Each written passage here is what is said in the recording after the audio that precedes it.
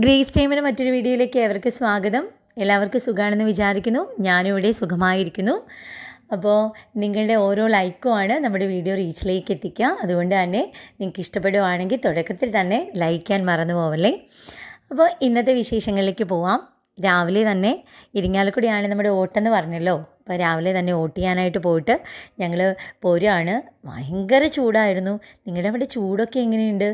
എങ്ങനെയല്ലേ? അങ്ങനത്തെ ഒരു ചോദ്യത്തിന് വല്ല പ്രസക്തി ഉണ്ടോ അല്ലേ? ഈ സമയത്ത് നല്ല മഴയും കാര്യങ്ങളൊക്കെ കിട്ടേണ്ട സമയമാണ്. പക്ഷേ ഒരു രക്ഷയില്ല. അത്ര കഠിനമായ ചൂടിലൂടെയാണ് നമ്മളിങ്ങനെ മുന്നോട്ട് പോയിക്കൊണ്ടിരിക്കണേ. അപ്പോൾ ഈ ഇലക്ഷൻ ചൂടിൻ്റെ അന്ന് ഞങ്ങൾ ചൂട് കുറച്ച് നേരം ലൈനൊക്കെ നിന്ന് ഒട്ടൊക്കെ ചെയ്ത് തിരിച്ചു വരുന്ന വഴി കുഞ്ഞാട്ടൻ്റെ കടയിൽ കയറി കുറച്ച് പുളിമിഠായി ഒക്കെ എടുത്തിട്ടുള്ള വരവാണേ. അപ്പോൾ തറവാട്ടിലേക്ക് ചെല്ലുമ്പം ഡാഡി ഫ്രണ്ടിൽ തന്നെ ഇരിപ്പുണ്ടായിരുന്നു.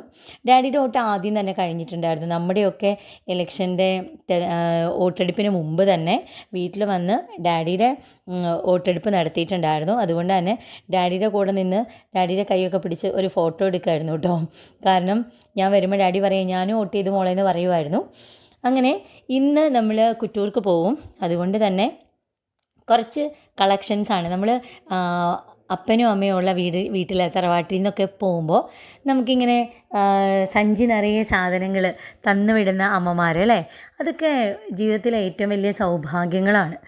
എത്ര നമ്മൾ വേറെ എന്തെല്ലാം നമുക്ക് കിട്ടിയാലും ഇങ്ങനെയുള്ളൊരു സ്നേഹക്കൂട്ട് അല്ലെങ്കിൽ ആ ഒരു കരുതൽ അത് നമ്മുടെ പാരൻസിൽ നിന്ന് മാത്രമേ നമുക്ക് കിട്ടുള്ളൂ അല്ലേ. അപ്പോൾ നമ്മുടെ വീടിൻ്റെ ഫ്രണ്ടിലുള്ള ഈ ഒരു മാവ് ഈ ഒരു വീടിൻ്റെ ലാൻഡ്മാർക്കാണെന്ന് ഞാൻ കഴിഞ്ഞ ദിവസം പറഞ്ഞിരുന്ന പോലെ തന്നെ ഈ ഒരു മാവ് ബഡ് മാവാണ്. പക്ഷേ ഇപ്പോൾ ചൂടിൻ്റെ സമയത്ത് ഞാൻ പറഞ്ഞല്ലോ, നമ്മൾ ആ ഇലക്ഷൻ്റെ വോട്ടെടുപ്പ് കഴിഞ്ഞ് ഇങ്ങോട്ട് വരുന്ന സമയത്ത് നല്ല വെയിലായിരുന്നില്ലേ. പക്ഷേ ഇതിൻ്റെ അടിയിൽ ഒരല്പം പോലും സൂര്യപ്രകാശം വരില്ല. അത്രയ്ക്ക് തണലാണ് ഈ മുറ്റത്തെ വലിയ മാവ്. ഇന്നെല്ലാവരും മരങ്ങളെല്ലാം മുറിച്ച് മുറ്റമൊക്കെ ടൈലിടുന്ന കാലത്ത് ഇങ്ങനെയുള്ള മരങ്ങൾ നമുക്ക് തരുന്ന ഒരു തണുപ്പും അല്ലെങ്കിൽ ഈ ഒരു കംഫർട്ടും ഒക്കെ നമുക്ക് മനസ്സിലാവുക ഇങ്ങനത്തെ സിറ്റുവേഷനിലാണ്. അതുകൊണ്ട് നമ്മൾ വേഗം കുറച്ച് മാങ്ങയൊക്കെ പൊട്ടിക്കുകയാണേ. ഈ തോട്ടിക്ക് നല്ല വെയിറ്റും ഉണ്ട്, നല്ല നീളമുണ്ട്.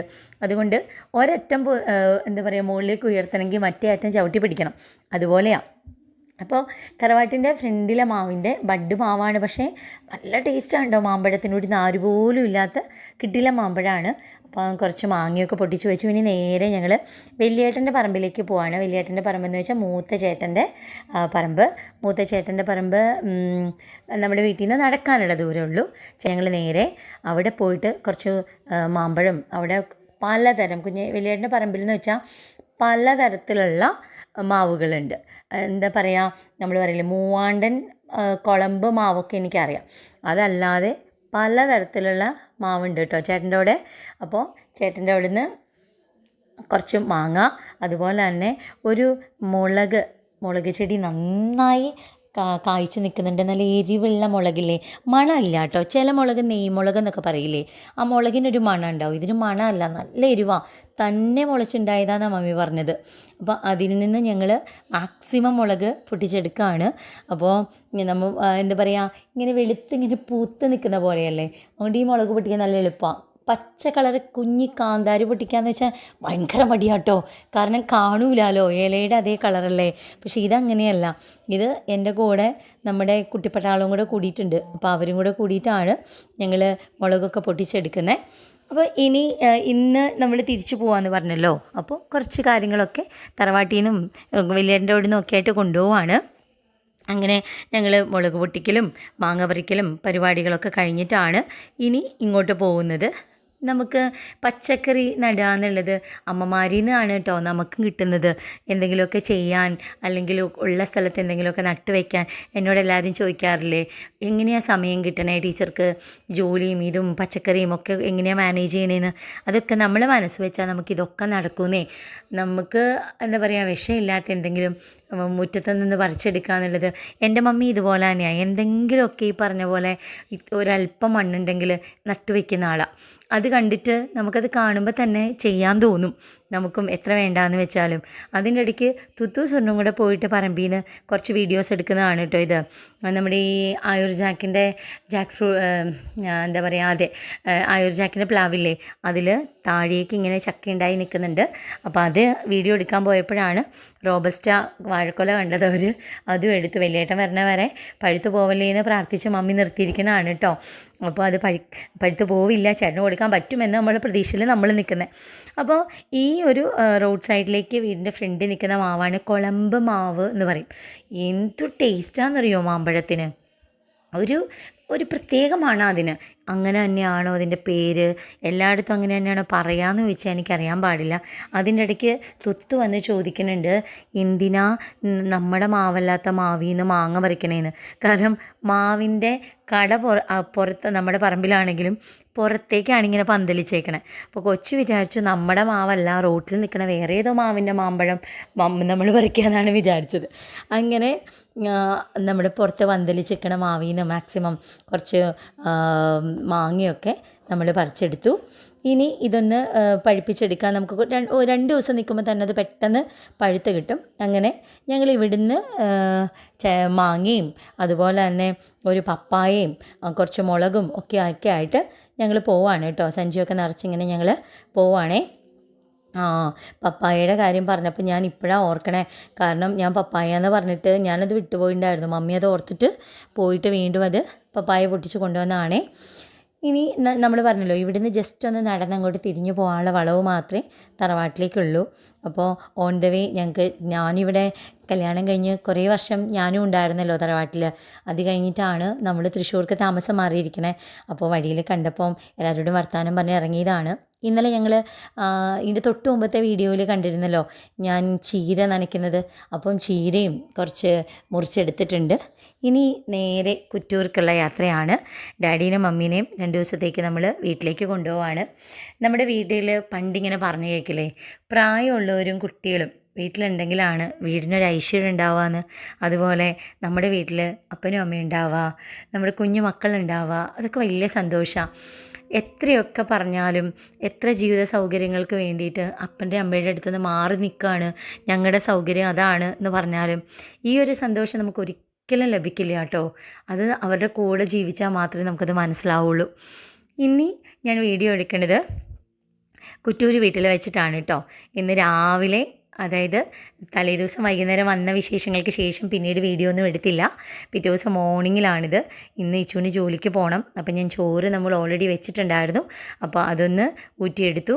അതുപോലെ തന്നെ ഞാൻ വെണ്ടയ്ക്കയും കോവയ്ക്കയും കൂടെ ചേർത്തിട്ടാണ് ഒരു ഉപ്പേരി വെച്ചിരിക്കണേ. അപ്പോൾ സ്കൂളിൽ ജോലിക്ക് പോകുന്ന സമയത്ത് പരമാവധി നോൺ കൊണ്ടുപോകാൻ ഇച്ചുവിന് ഇഷ്ടമല്ല. അപ്പം നമ്മൾ ഉപ്പേരിയോ അല്ലെങ്കിൽ എന്തെങ്കിലും മെഴുക്കുവരട്ടിയോ തോരനോ മെഴുക്കുവരട്ടിയോ അങ്ങനെ എന്തെങ്കിലുമൊക്കെ ആയിരിക്കും കേട്ടോ നമ്മൾ ചോറിന് കൊടുത്തു വിടാം. അപ്പോൾ രാവിലത്തേക്ക് തന്നെ ഇത് റെഡിയാക്കുന്നത് അതുകൊണ്ടാണ്. നമ്മുടെ ബ്രേക്ക്ഫാസ്റ്റിന് ഇന്ന് പൂരി ബാജി ഉണ്ടാക്കണേ. അപ്പോൾ അതതിൻ്റെ സൈഡിൽ കൂടെ പണി നടക്കുന്നുണ്ട്. അതിൻ്റെ ഇടയ്ക്ക് ഇച്ചുവിന് ഞാൻ ചോറ് പാത്രത്തിലാക്കുന്നുണ്ട്. ഞാൻ മട്ടയായിരുന്നല്ലോ ഒരു കാലത്ത് വാങ്ങിച്ചിരുന്നത്, അതിന് മുമ്പ് കുറുവയായിരുന്നു. ഇപ്പോൾ ഇതെല്ലാം മാറ്റി ഇപ്പോൾ ജയാണ് വാങ്ങണേ. കാരണം ജയാകുമ്പോൾ എനിക്ക് അടുപ്പത്തിട്ട് ചോറ് വയ്ക്കുന്ന സമയത്ത് അങ്ങനെ വെന്ത് കുഴഞ്ഞു പോവില്ല. നമുക്ക് നല്ല ഒന്നൊന്നിങ്ങനെ മാറി മാറി കിട്ടണ പോലെ നല്ല രസമായിട്ട് കിട്ടും. ഇത് മീനച്ചാറാണ്, ഞാനിട്ടതല്ല, നമ്മുടെ സ്കൂളിലെ ഒരു ടീച്ചറിൻ്റെ കയ്യിൽ നിന്ന് വാങ്ങിയതാണ്.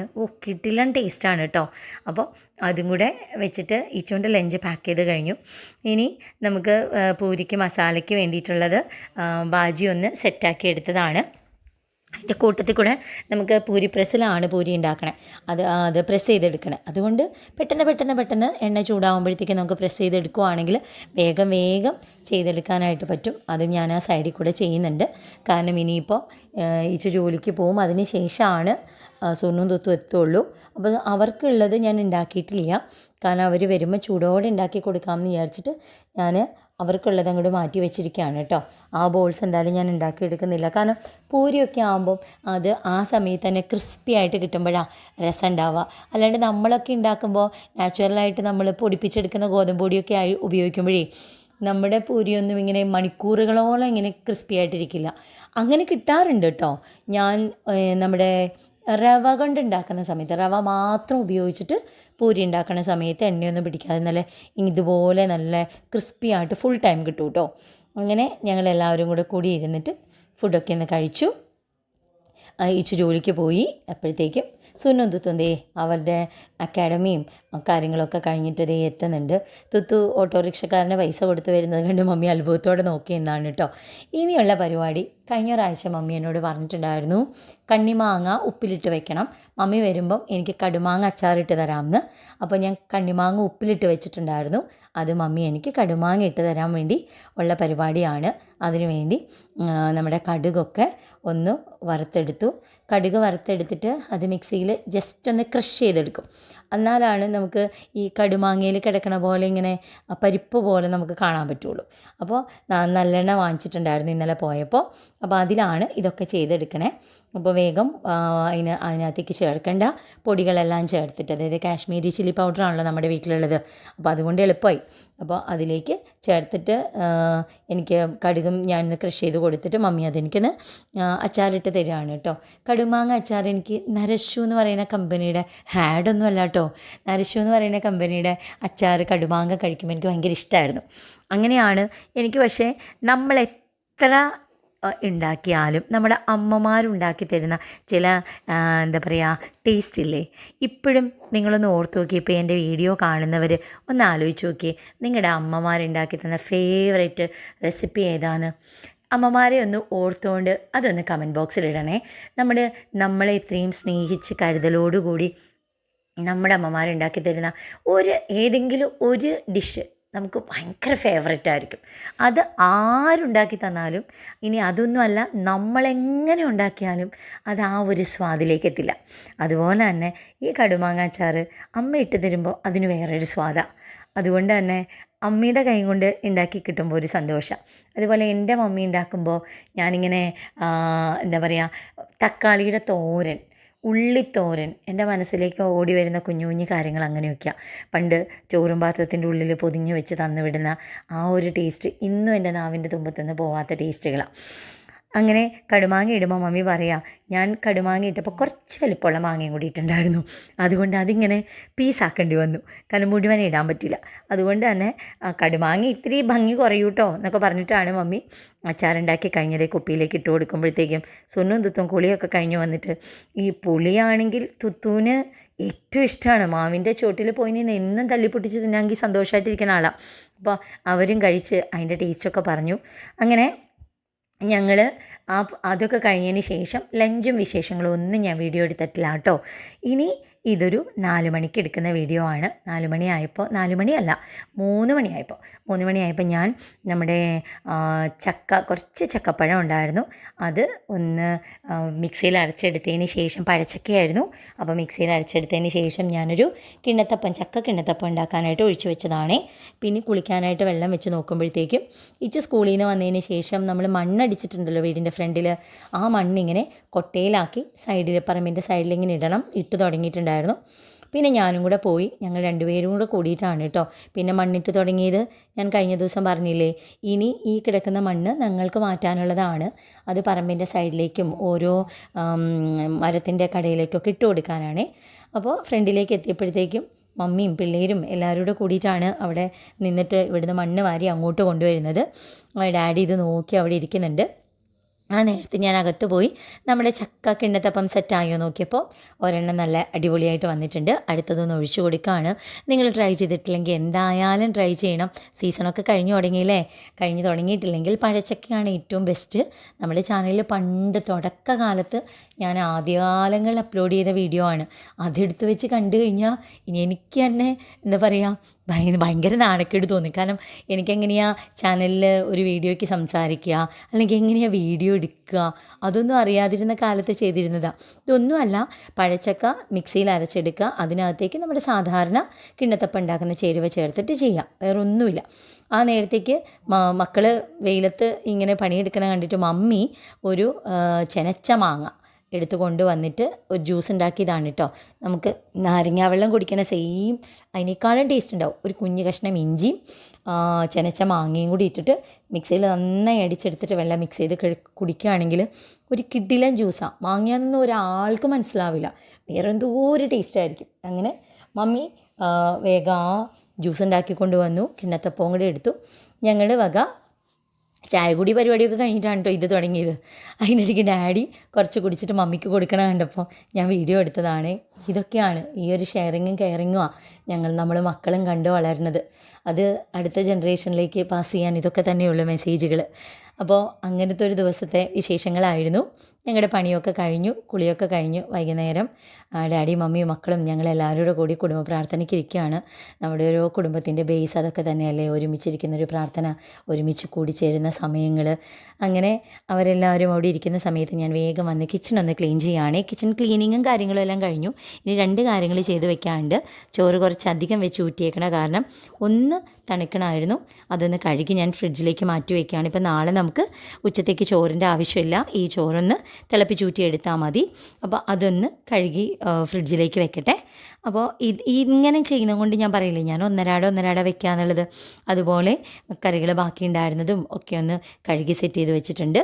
ഇനി നാളത്തേക്കുള്ള മാവ് അരച്ച് വെച്ചിട്ടുണ്ട്. അത് ഒന്ന് പാത്രത്തിലേക്ക് ഒഴിച്ച് വെച്ച് കഴിഞ്ഞാൽ നമ്മുടെ പരിപാടികളെല്ലാം കഴിഞ്ഞു. ഇനി കിച്ചണൊന്ന് ക്വിക്കായിട്ടൊന്ന് തുടച്ച് വൃത്തിയാക്കി ഇട്ടാൽ മതി.